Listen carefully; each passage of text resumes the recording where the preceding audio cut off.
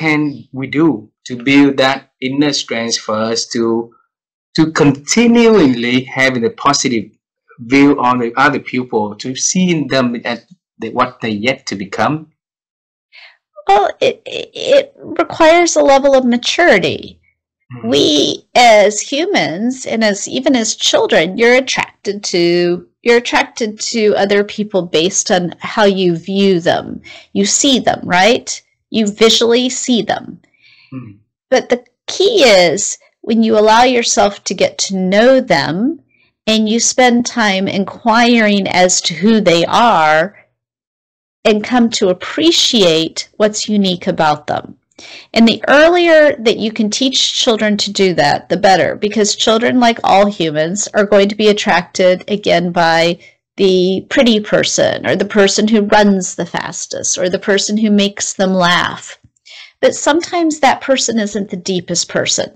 And sometimes they would benefit from learning from that individual who's more awkward or who maybe doesn't have as many friends. But what you notice is they may not always be walking around with a gang of people, but they're always walking around with great earnestness and love for the small group of people who they spend time with. And so once you get through the things that the world tells us are very important, and you begin to understand what's special about each individual and ask them questions, right? Part of the only way for you to find out is that you ask someone questions. You spend time with someone. You inquire. You find out what makes them do the things they do. You also find out where they come from, because we haven't all lived and experienced life in the same way. And so you may discover that that individual has come through many hurdles that you never had to come through. And you come to appreciate their wisdom based on the hurdles that they had to overcome. So basically, it will accumulate growth with time, right? And we keep being observing and asking questions with other people. So it requires different new skill set and new kind of thinking also, Lisa, because if we don't have that mindset, if we don't have that thinking, then it's easier for us to be carried by life, carried by a lot of paradox of choices along the way, and we become just a normal person. With not a lot of interest on the people and the things going differently in our life. So what kind of thinking should we apply now, and that can help us to get into that wisdom journey faster and deeper? I always tell people to put yourself in someone else's shoes. Try to see the world through their point of view. Try to see the world through their perspective. And that is not always possible, right? Like, say that you have someone who has a level of illness that you've never experienced. And so they have physical deficits that you yourself will never be able to experience. You will never be able to understand all that they go through every single day to get out of bed and go to work, or to get out of bed and actually just go to the kitchen table. You may never understand the life of that single mother that had to take care of a sick child and maybe an elderly parent. But if you take the time to appreciate and acknowledge that perhaps the reason why they're making a decision that's different than your decision, or their outlook on life is different than yours, is because they have experiences that they've had to go through that guide how they perceive the world, that guides how they're going to make a decision. They have a set of variables that you don't have in your life, but you need to be able to acknowledge that they do.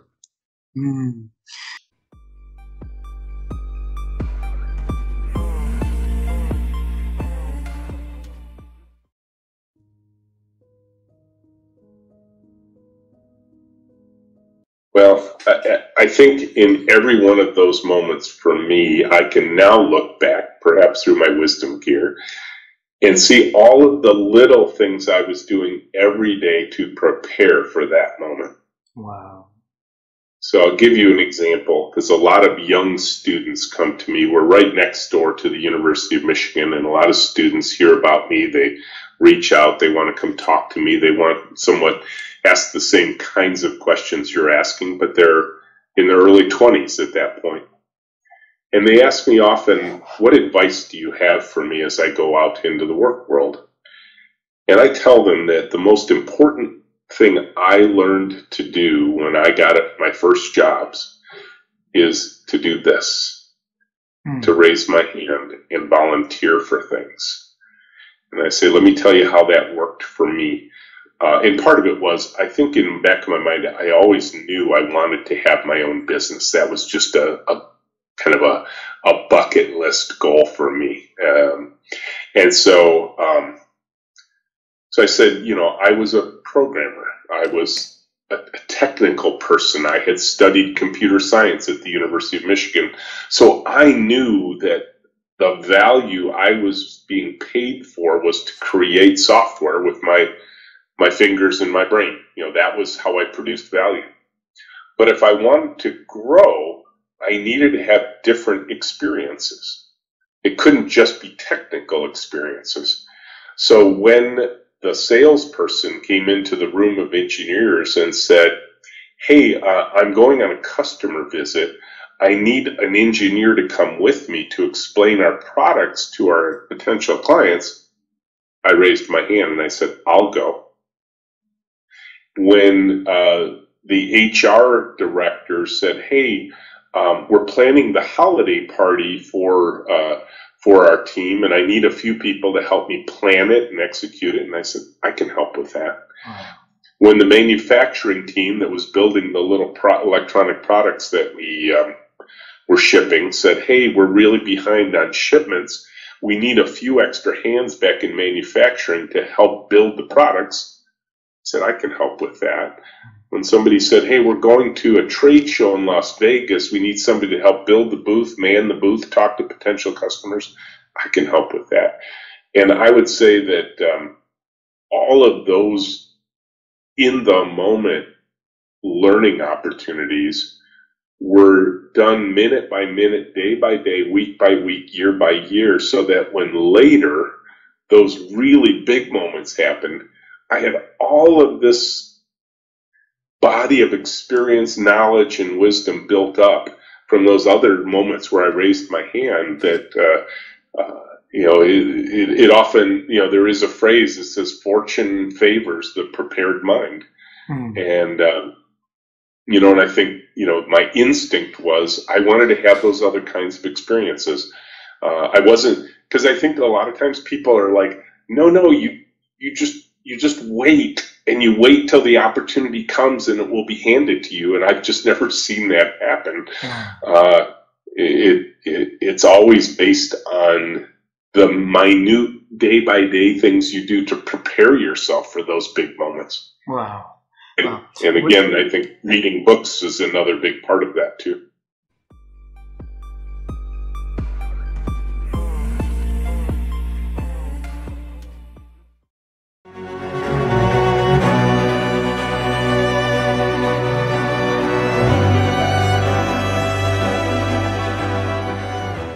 The big aha moment for me was, and I write about it in my book, my new book, which is called Any Dumbass Can Do It. I write about it in the book in that, in 1997, I was given the opportunity to lead the company, and our goal was to take the brand to the world. And I think from a marketing standpoint, we knew how to do that. What I didn't know how to do was to build a culture in the organization where people could act independently any hour of the day and feel good about it. So I was searching for that answer.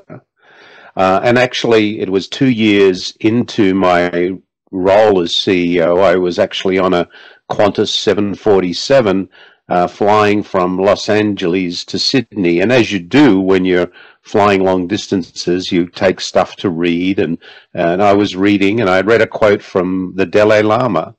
And the quote was, our purpose in life is to make people happy. If we can't make them happy, at least don't hurt them. And I thought, wouldn't it be wonderful if you could create an organization where the people's happiness was really important?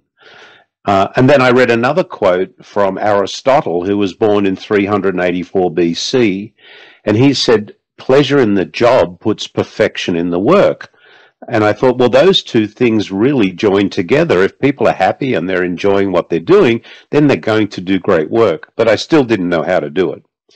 anyhow, when I got back to San Diego, I was reading something in a local newspaper about a master's degree in leadership at the University of San Diego.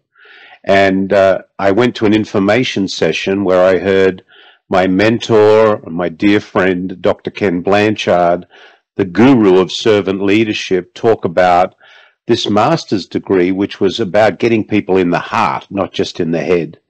So here I was, already CEO of a US public company. I went back to school and I did a master's degree in leadership, which was really very focused on, and Ken was one of my professors, which was really very focused on how do you build an organization that's really focused on servant leadership. So it was there that I found the tools. And as you've talked about wisdom a little bit, you know, we were talking before we went live, you know, I think there's a journey to wisdom. You go and I think that starts with forever learning. So what you do when you learn is you gain knowledge. And when you put knowledge to work, you create wisdom. So my path is to be always a forever learner, to be able to gain knowledge. And once you have knowledge and you put it to work, that's when wisdom arrives. So that was my journey.